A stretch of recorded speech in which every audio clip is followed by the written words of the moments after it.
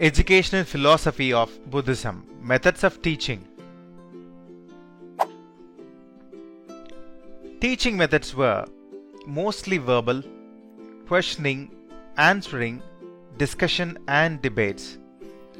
Agrasishya Pranali, which is monitorial system, traveling and nature study method, book method, preaching and conference method, medium of instruction was Pali, and also importance to vernacular dialects were given.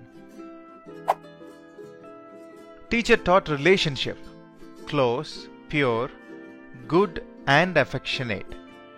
Teacher, besides being a great scholar of repute, must have in himself inspiring ideals. Like his students,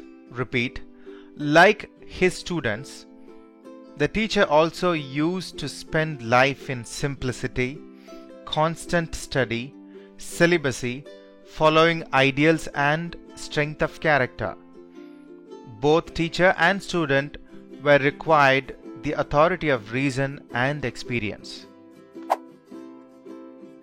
Students were required to maintain the freedom of thought, disciplined in matter of morals and conduct, maintain self-restrained life.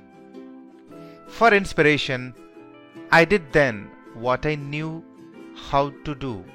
Now that I know better, I do better. By Maya Angelou.